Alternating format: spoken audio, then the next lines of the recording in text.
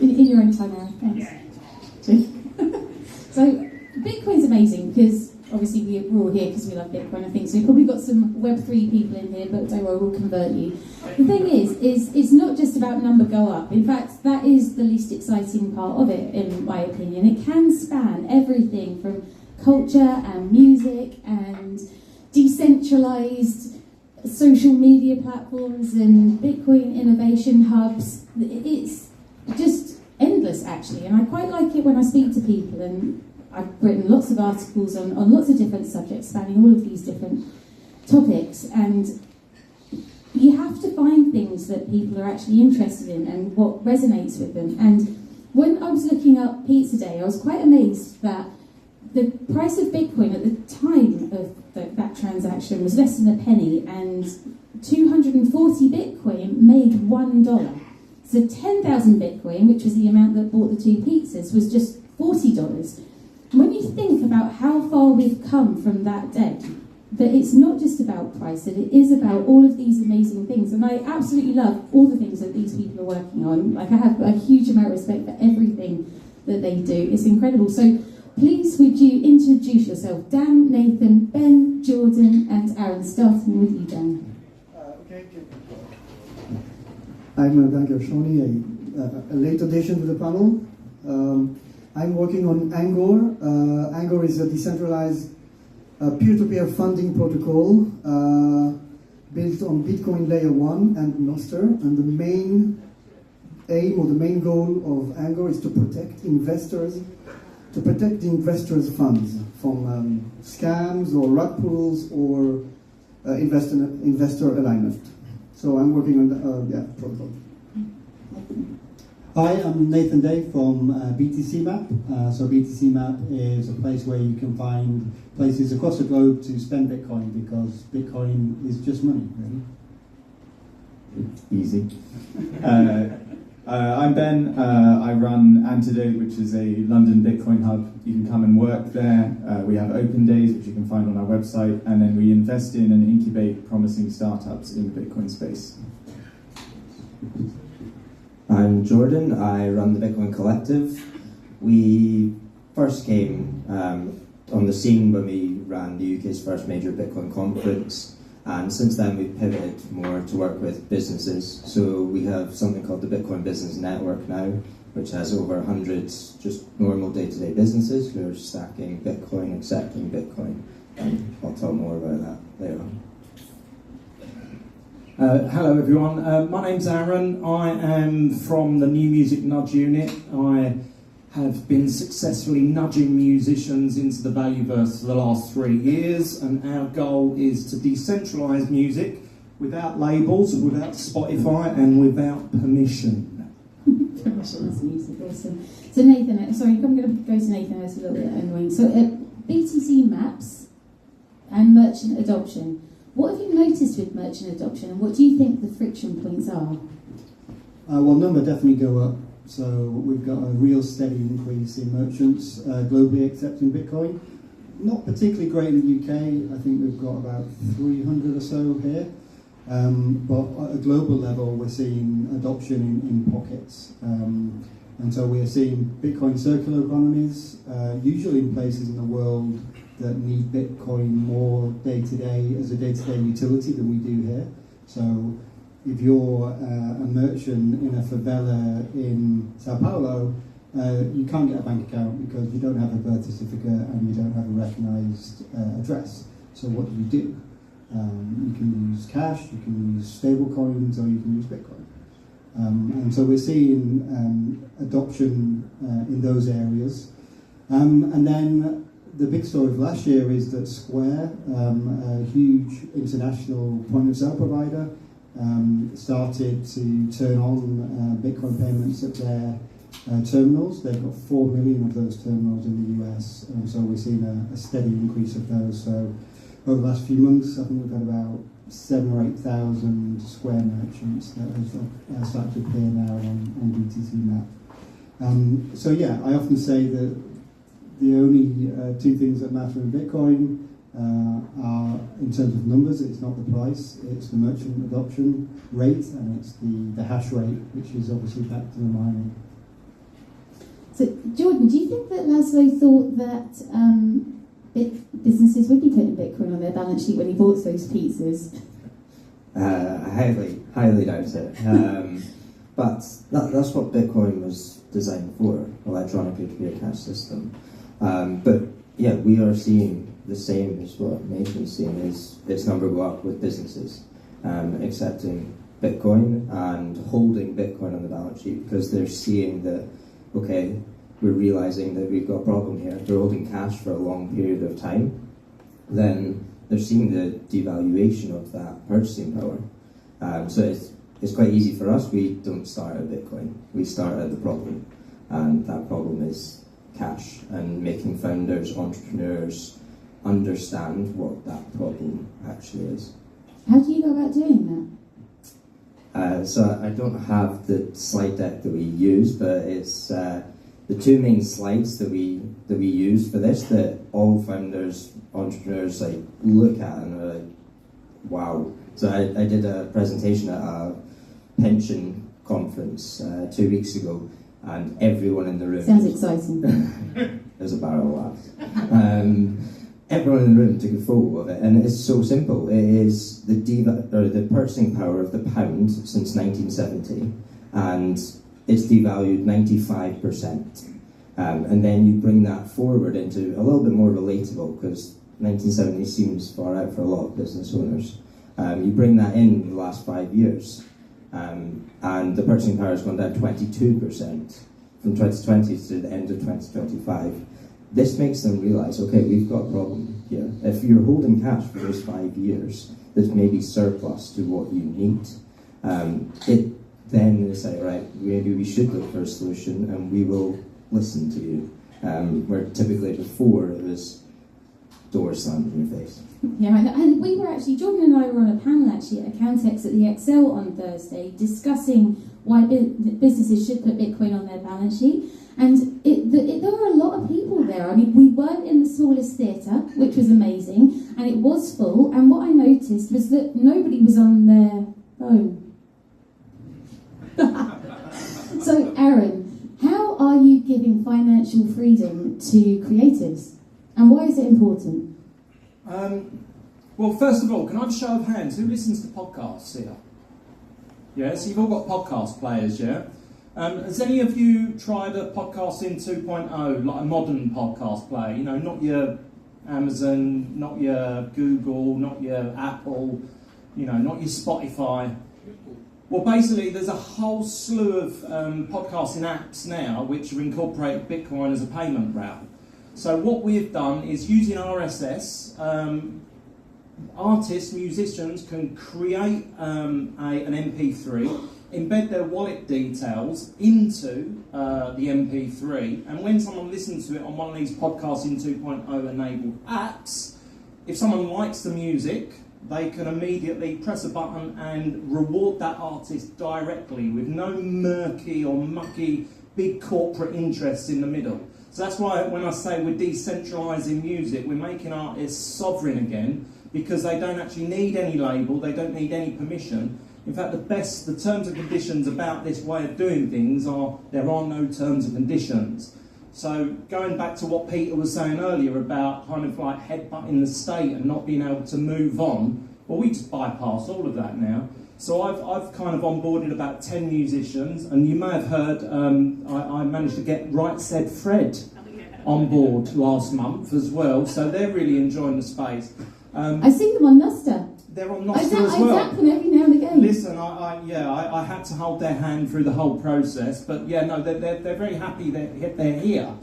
But just to think about, you know, the comparison that Spotify are paying musicians 0.003 pence per stream, whereas, you know, a band can release a song and one artist can basically reward that band or that artist, that musician, with Bitcoin. So whereas Spotify, they're paying them nothing, but they're paying them nothing in the worst currency, fiat currency of the lot, we're actually paying artists with Bitcoin. So the longer they're holding that money, they're actually 30, 40, 50x in their Spotify earnings in that year.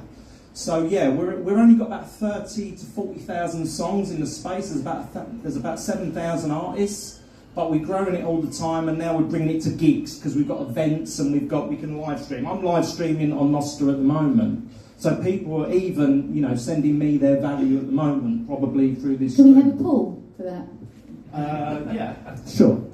Yeah, sure. So I am constantly gushing about Antidote. I'm always going on about how brilliant it is, and Ben gets really fed up. It's like, stop telling me how amazing Antidote is. I'm sick of hearing it. But like, what was your inspiration behind starting it, Ben? Compliments from you. Yeah, it's just you, saying that all the time. No, very, very honestly, I've been in the space for a little while, and I go to America a lot in my day job, which is for another Bitcoin business called ZBD.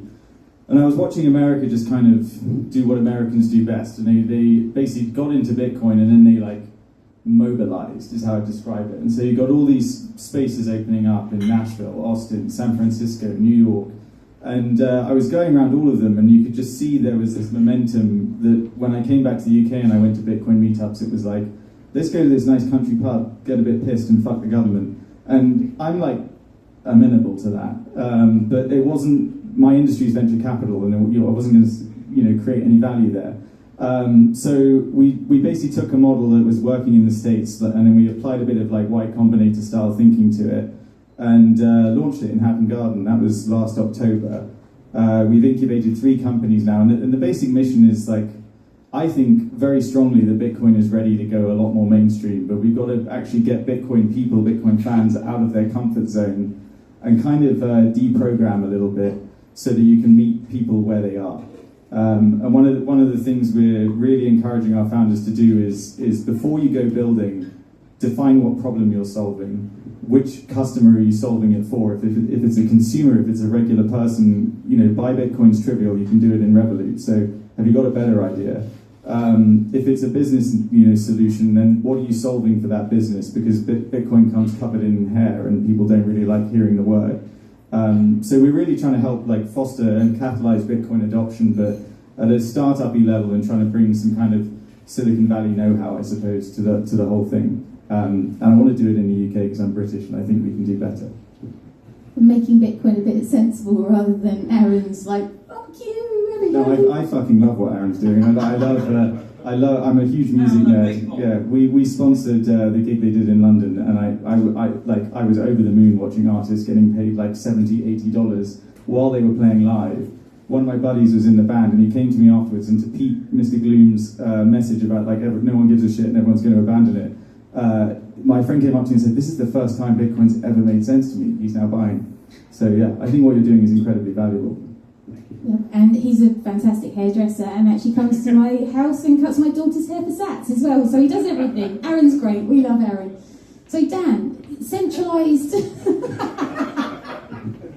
follow that name. Centralised platforms are a problem. Why are they a problem, and how are you solving that and making crowdfunding decentralised? Okay, yeah. First, I want to say I'm a fan of both of you guys and the things you're doing. Yeah, Antidote and Aaron as well. You can't miss out Nathan and Jordan. I mean, they're kind of awesome too. Nathan, yeah, definitely. Gaming and...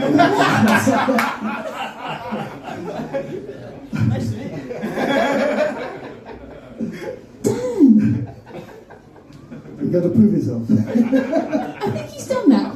Actually, I will say that Jordan did the very first Bitcoin conference in the UK that was absolutely instrumental to my Bitcoin journey. So I would say that is proving yourself. So this is my ignorance then. Sorry, Dan, continue. Why is decentralized? So the problem with centralized crowdfunding obviously is that it can be shut down. So if you try to raise money for anything, then the government can come and tell you, no, you're not allowed to do that, and or the government or the regulator or whatever. So we are solving that by removing the people who are running the crowdfunding out of the equation. So if I stop supporting Angor, it won't matter. You can still continue using Angor. You download the code, it's open source. You run the software, you connect to any relays that you want, public relays, any public Bitcoin indexers, and you can create projects or fund projects without me having any say about it. So yeah, that's how we solve the decentralization. So it's on relays. So if a relay gets shut down, it doesn't really matter. It can. Yeah, Nostr relays. The way Nostr works is that you have basically servers spread around the world. We call them relays. And when you post a message, you post to many different relays. So if one goes down, it doesn't matter. Your data, your message that you posted exists on all the relays around. So you just connect to any relays that you want. We run some relays, but you don't have to use ours. And you can go ahead and fund or create projects. Yeah. Amazing. Honestly, I love Nostr. The development that's going on in that space is absolutely mind-blowing. So, Nathan, the Lightning Network is quite incredible. For anyone who doesn't know, the Lightning Network is a layer that sits above the Bitcoin network, and it allows you to send transactions for a very small amount of money, sometimes microtransactions as well, which is, what's so brilliant about being able to tip people on Nostr and Zaps, etc. So what are you noticing with the Lightning Network? How is it affecting merchant adoption? I think it's driving merchant adoption now because on-chain doesn't really work in a retail setting. So you're not going to buy a coffee, do an on-chain transaction and then have the merchant... It depends how dedicated you are, actually, isn't it? Yeah, but the merchant's not going to stand around no, I'm kidding. 20 minutes and see, we'll wait for 6 confirmations or something. So once again, depends how dedicated, but yeah. This is true. But in order... So the thing that we're up against is tap to pay. So we have to be as good as the fiat system in terms of usability. Ignoring all of the failures of the fiat system from an economics perspective. So we're now at a point with the Lightning Network and also with a technology called Cashew as well, which is kind of the original eCash, which kind of predates Bitcoin from a technology perspective. But we're now at the point now with Lightning and Cashew where we can tap to pay. So in fact, this is a Bitcoin ring on my finger here. If this place accepted Bitcoin, or I pulled out BTC Map to find a place that accepts Bitcoin locally, I could go buy my coffee, tap my ring on the point of sale, and that is instant final settlement without touching any fiat rails. So Lightning enables that type of UX, and we have to nail the UX, and it needs to be as good as or better than the fiat UX. Sorry, you just got me to tap my ring, I don't know why.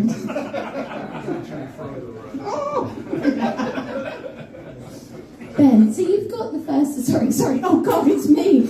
You've had the first cohort at Antidote, and you've had 3 projects that have come in and started. From the different projects that you are funding and incubating at Antidote, what would you say the next wave of infrastructure looks like? I haven't been asked that. Sorry, I did write them down. You could have checked the questions. So we had 17 applications for our first cohort, and we didn't do any marketing. It was like when we opened doors. We accepted 3. We've just opened applications for cohort 2. So in the first cohort is a business called Cute Wallet, because it's pretty cute. It's got a nice little dog as the logo. It's a Bitcoin wallet where you can bet on Polymarket in sats, and you can also, in the near future, buy stocks and shares with sats all over Lightning, all non-custodial. I've not seen a Bitcoin wallet that kind of meets people where they think and how they are, so I've got for the first time in my life, I've gambled and I've got a bet on England winning the World Cup, which I placed in Satoshis, which is quite cool. So they're actually about to go into open beta. People can download that app and test it out. The other is a legal tech solution, so for inheritance and estate management, targeting IFAs, so financial institutions. That's called Evoke. And the third is actually a Bitcoin adjacent product called Enclavia, which is secure enclaves in the cloud. So one of the problems with making Bitcoin wallets usable for everyday people is where the F do you store your seed if you don't know what that is? And this allows you to, a developer or a business, to spin up an instance in the cloud which is truly provably secure and actually keep a seed phrase there with no one having any knowledge of it. For cohort 2, we're looking a little bit broader. So there's 3 big themes. The first is creator economy. How can I put this really simply? Like everyone who makes porn on OnlyFans gets debanked. Where is OnlyFans where you can't be debanked? There's one example. That business makes 3.2 billion in revenue a year. The other is agentic commerce. So interesting thing is if you ask one of these big AI overlords what his favorite money is, they actually do come back and say Bitcoin's pretty good because it's open source and they can create wallets themselves and they can go and transact online. In a world where we have millions of agents running around doing tasks on behalf of their human overlords, like how do they incentivize each other? Who pays who to do what, and what kind of experiences can you deliver when you have agentic commerce? Third piece is more broad, it's B2B and B2C fintech. I'm a big subscriber to Jack Dorsey's kind of logic that we're not building a system to replace, upgrade fiat infrastructure. It's a system that exists in parallel and is built alongside it and eventually consumes or subsumes it. So you get the Wall Street games with treasury companies and stuff like that, but none of them do what Nathan was describing, which is where you can go and transact in the world, in the real world, and there's no financial intermediary. It's truly peer-to-peer. That ecosystem, I believe, is going to continue to grow, and the more that the economy starts to wobble in front of us, I think the more you'll see things like taxi drivers saying they do take Bitcoin on the side, or your plumber will come and say he takes Bitcoin. There's still very, very little out there in terms of both B2B and B2C fintech that truly meets those customers' needs. So we've only got a couple of minutes left, so really quickly, Aaron, and so I can get over with my other questions. What do you think? Do you think Bitcoin adoption will be moved forward because of music? Do you think that it could be the Trojan horse? 100%. I mean, everyone in here loves music, right? So if you went to a gig, I project 10 years' time, and the system at the moment stays the same, with Spotify paying no musician, and we've all got AI slop filling every radio station, every TV show that we see. This is because there'll be a scarcity of any musicians that are actually making any music in 10 years' time, because they're not going to be able to afford to do it. So by having this parallel system which we're creating over here, not only are we going to keep that alive, I mean, this was all built because, my passion grew because I saw Glastonbury about 3 or 4 years ago, and I don't know if anyone saw it, but there was, the average age of the headliner was about 83. And I was like, how many 83-year-olds are going to Glastonbury? Do you know what I mean? My kids are not going to be relating to any of that music. And music has been such a passion of mine and probably everybody in this room for so long. How in 10 years' time there's going to be no musicians? There's going to be no one playing live. Well, when we did the Antidote event the other week, one of the bands actually got up and they said, we only put our song out yesterday and we've already raised £2 in Bitcoin. And the audience laughed. And they went, oh no, don't laugh at that. That's more than Spotify paid us in 2 months. And I think that in lies the problem. If these artists are putting their music out there and they're being rewarded in this money, which is very scarce and hence is programmed to go up forever. I tell all my artists, when you earn in Bitcoin, you'll earn forever. And if that doesn't get them, I then go down the exposure route. So this way of doing it is you're going to get fans all over the globe listening to this. And like I say, all of you, throw away all of your old podcast app. Go to newpodcastapp.com. There's loads there. Fountain is a London-based podcast player that actually gives you Bitcoin for listening to your podcasts. So if none of you have got any Bitcoin, the easiest way to do that is download Fountain, start listening to your podcasts, and you'll see the sats going up because they actually reward you Bitcoin, which after you accumulate, after a time, you can then share with your favourite podcast creator or any content creator. But yeah, basically, this is a parallel system. We're looking to absolutely eat the world with it, and it's coming. And obviously with live events as well. We've proven it with many events that we've done so that they can monetize the live thing. So you imagine you've got 100 people in a room, we had a band here, we'd be able to live stream it to thousands of people at the same time that can all enjoy that live show. So thinking about the size that this could get, we've got to persevere with it, and not a single one of my artists have regretted coming over. In fact, they all love it. No, it's a big deal actually, because when at Bitfest, when you had the that evening and we were able to tip the artists, it's a lovely feeling to be able to know that money is going directly to them. But it goes back to Duncan's point about a few stats being generational, changing wealth in the future. But we haven't got much time. But Jordan, I just want to ask you really quickly, because I want to know: do you think that the Lightning Network is helping businesses and merchants come to Bitcoin? Are you seeing a difference in the development of the Lightning Network and having businesses come forward? Yeah, definitely. I would echo what Nathan said around when you see Bitcoin used as payment, this, like, something clicks in a lot of people. Is like, oh, there's actually, because one of the arguments is, oh, there's no utility from people who haven't really looked into Bitcoin. And when you can showcase, okay, you can send value from one place to another instantly, this really helps get them over that line, and then it's, okay, well, it's actually a great store of value as well.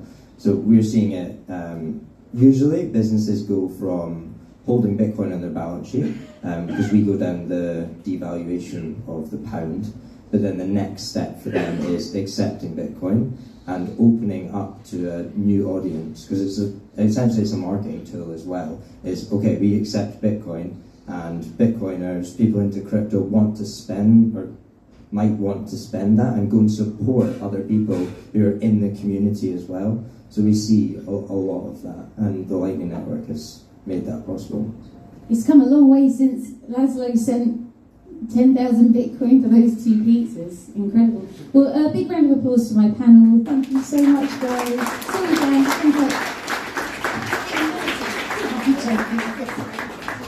Thank you. We have time for 1 or 2 very quick questions. If there is anyone... Yeah, one question there. Quick question, quick answers, please. Thank you for your talk. I was wondering if you see a contradiction in the profitability of Bitcoin mining and the price of Bitcoin. That's been a big change in the last few years. Was that clear? Question. Hash rate follows price.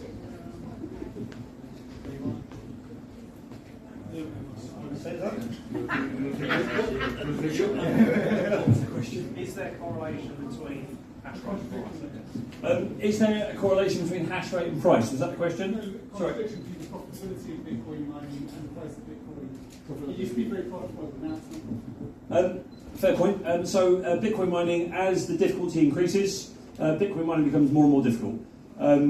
But in turn, which is why faster hardware, that more powerful hardware comes out, so there's this kind of always chasing the finish line. So that's, it's, if you want to be profitable with Bitcoin, you need to own a waterfall or a solar panel as big as London, or solar field, not a panel, anyway. But my point is that the cost of generating Bitcoin now is enormous. But that's why this kind of home mining economy has a resurgence, because it lets people have a microdose of Bitcoin mining to keep their toe in the water. So yes, it is very difficult to kind of chase that never-ending finish line, especially with UK prices. But I would argue that there's no such thing as non-profitable Bitcoin mining, because if it's not profitable, you shut down your miners, hash rate goes down, price reacts accordingly, and then you just switch them back on. So it's a supply and demand. But other than that, if I may, I'd like to counter that. We're, us in the UK, we have debilitating power costs. So yes, we can shut down and wait for the difficulty to go down, but all that does is it makes people with cheap power turn their stuff back on. Yeah, exactly. So Bitcoin, just very quickly, it sniffs out the lowest cost of power, and it does that by kind of driving those profitabilities to zero. So ultimately, you've got to, in the end, be using free or renewable sources of energy, and it's all baked into how the protocol works and what the incentives are. Okay, we have time for a very quick last question. It's for Nathan. Is the Strait of Hormuz on the BTC map yet? Great question. It was. So it did come up, and then we actually have a volunteer army of, we call them the shadowy super taggers, that maintain the data.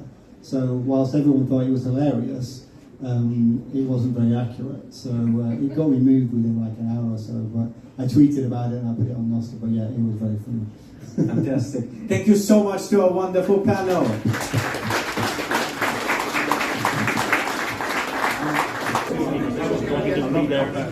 Hope you enjoyed that. Just a little thing what we're getting up to in London. So hopefully you'll come and join us. Bitfest tickets go live tomorrow. Next show we're doing Bitcoin Prague, BTC Prague, 11th of June. We're going to be live streaming Bitcoin Prague also.